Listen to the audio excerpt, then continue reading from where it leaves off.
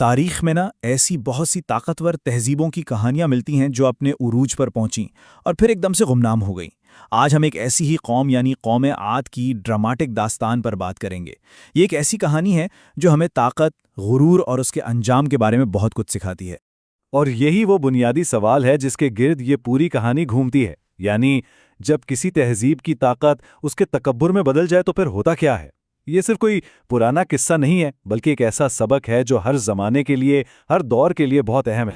تو آئیے اس کہانی کا آغاز اس وقت سے کرتے ہیں جب قوم عاد اپنی طاقت اور خوشحالی کے عروج پر تھی، اور سچ میں دنیا میں ان کا کوئی مقابلہ کرنے والا نہیں تھا۔ دیکھیں، قوم عاد کوئی معمولی قبیلہ نہیں تھی، یوں سمجھیں کہ وہ اپنے زمانے کی ایک سپر پاور تھی۔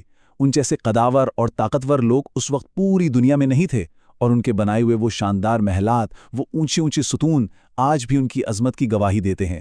یہ قوم الاحقاف کے علاقے میں رہتی تھی، جو آج کے حضرموت اور عمان کے بیچ کا علاقہ ہے۔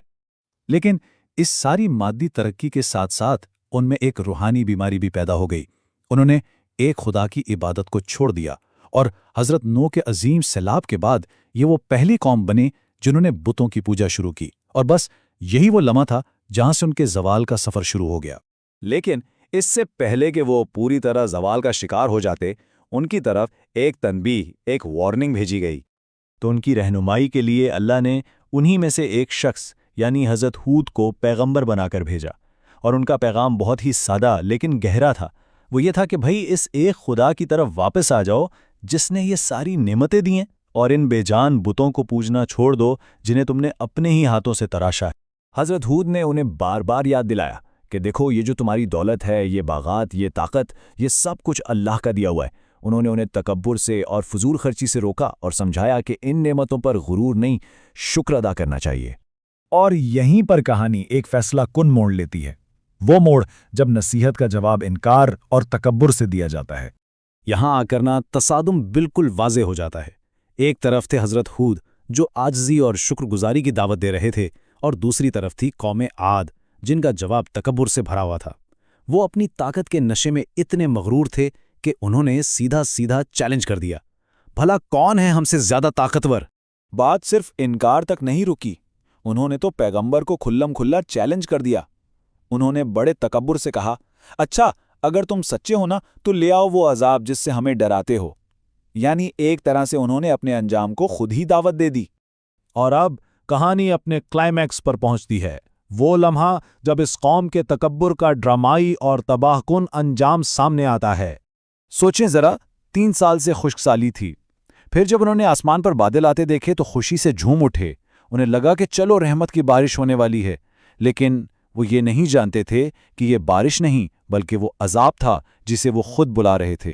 اور یہ کوئی عام طوفان نہیں تھا، یہ ایک ایسی قیامت خیز آندھی تھی جو ہر چیز کو جڑ سے اکھاڑ پھینکنے کے لیے آئی تھی۔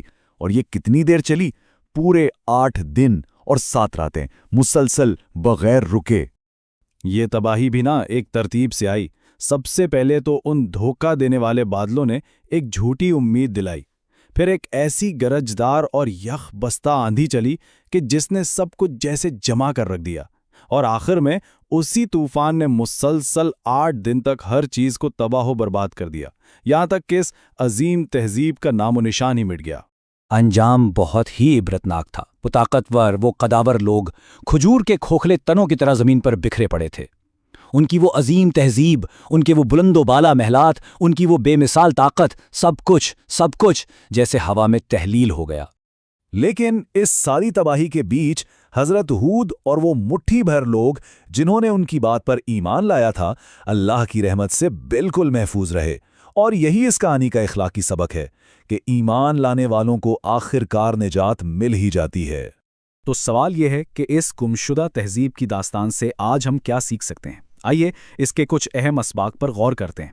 یہ پوری داستان ہمیں 4 اہم باتیں سکھاتی ہیں۔ پہلی تو یہ کہ کسی بھی پائیدار معاشرے کی اصل بنیاد اس کا صحیح عقیدہ ہوتا ہے۔ دوسری بات یہ سامنے آتی ہے کہ اکثر جو بدعنوان اور امیر طبقہ ہوتا ہے وہی سچائی کے پیغام کی مخالفت کرتا ہے۔ تیسرا سبق یہ ہے کہ جو تہذیب شکر گزاری اور عاجزی کو چھوڑ دیتی ہے وہ کامیاب نہیں ہو سکتی، اس کا انجام ناکامی ہی ہے۔ اور سب سے بڑا سبق وہ یہ ہے کہ کسی بھی مخلوق کی طاقت، چاہے وہ کتنی ہی زیادہ کیوں نہ ہو، اپنے خالق کی طاقت کے سامنے کچھ بھی نہیں ہے۔ تو آخر میں یہ کہانی آج بھی ہمارے لیے ایک سوال چھوڑ جاتی ہے، وہ کون سے ستون ہیں جو کسی بھی تہذیب کو وقت کے امتحان میں کھڑا رکھ سکتے ہیں؟ اور شاید یہی وہ سوال ہے جو قوم عاد کی اس داستان کو ہر دور کے لیے زندہ رکھتا ہے۔